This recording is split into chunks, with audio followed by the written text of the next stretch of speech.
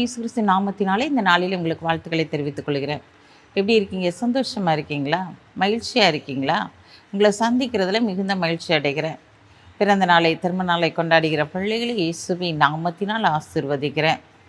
நாங்கள் ஒவ்வொரு நாளும் உங்களுக்காக ஜெபிக்கிறோம். நீங்களே எங்களுக்காக ஜெபித்துக் கொள்ளுங்கள்.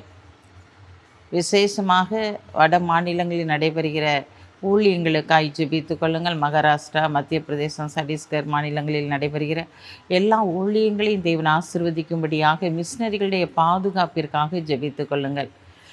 இந்த நாளிலும் கூட ஆண்டவர் நம்முடைய வாழ்க்கையில் ஒரு பெரிய அற்புதத்தை செயல்படுத்த போகிறார். நீங்கள் விரும்புகிற எல்லா காரியத்தையும் அவர் செயல்படுத்தும்படியாய் கடந்து வந்திருக்கிறார். பிரியமான சகோதரனே, சகோதரியே, எதையெல்லாம் கர்த்தருடைய சமூகத்தில் ஆண்டவர் எனக்கு செய்வார் என்று சொல்லி நம்பிக்கொண்டு இருக்கிறாயோ, அந்த நம்புகிற காரியத்தை தேவன் செயல்படுத்தும்படியாய் கடந்து வந்திருக்கிறார். நம்பிக்கை இல்லாமல் ஒரு சில காரியங்கள் காணப்படலாம். அந்த காரியத்திலே தேவன் அற்புதத்தை செய்யும்படியாய் கடந்து வந்திருக்கிறார். அதனால தான் ஆண்டவர் உங்களை பார்த்து சொல்கிறாரு, மகனே, மகளே, நீ நம்புகிற விரும்புகிற காரியத்திலே முடிவை நான் கொடுக்க போகிறேன். எந்த காரியத்திலே அற்புதம் தேவை என்று சொல்லி நினைக்கிறாயோ, முடிவு தேவை என்று சொல்லி நினைக்கிறாயோ, அந்த முடிவை கொடுக்கும்படியாக, நீ விரும்புகிற முடிவை, நீ நம்பி இருக்கிற முடிவை கொடுக்கும்படியாக கடந்து வந்திருக்கிறேன்னு சொல்லுகிறார். வாசிக்கிறேன், கேளுங்க. நீதிமொழிகள் 23ஆம் அதிகாரம் 18ஆம் வசனம். நிச்சயமாகவே முடிவுண்டு, உன் நம்பிக்கை வீண் போகாது. பிரியமான சகோதரனே, சகோதரியே, உன்னுடைய வாழ்க்கையிலே ஆண்டவர் சொல்கிறார், இவ்வளோ நாளும் நீ பாடுகள் வழியாக, உபத்திரவங்கள் வழியாக, நெருக்கத்தின் வழியாக நீ கடந்து வந்திருக்கலாம்.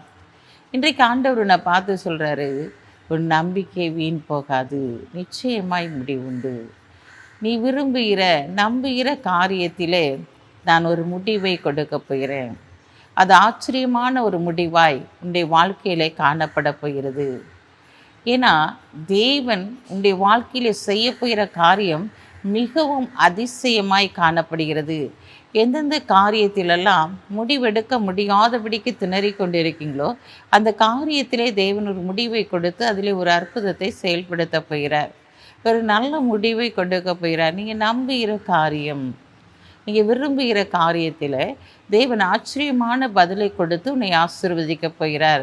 உன் பிள்ளைகளுடைய திருமண காரியமாக இருக்கலாம், வேலை காரியமாக இருக்கலாம், உன்னுடைய பிஸ்னஸ் காரியமாக இருக்கலாம். ஏதோ ஒரு காரியத்தில் தேவனே சார்ந்திருக்கிற உன்னுடைய வாழ்க்கையில் ஒரு முடிவை கொடுக்கும்படியாக, அந்த காரியத்தில் நீ ஜெயம் பெறும்படியான காரியத்தை செயல்படுத்தும்படியாக தேவன் இந்த நாளிலே கடந்து வந்திருக்கிறார். இதனால் ஒரு நல்ல முடிவு உன்னுடைய வாழ்க்கையிலே கடந்து வரப்போகிறது. அந்த கோர்ட்டு கேஸில் நீ நினைத்து கொண்டு இருக்கலாம், அதில் ஒரு நல்ல முடிவு கடந்து வருகிறது. இந்த நாளிலே நீ விரும்புகிற காரியத்திலே ஒரு நல்ல முடிவு கடந்து வருகிறது.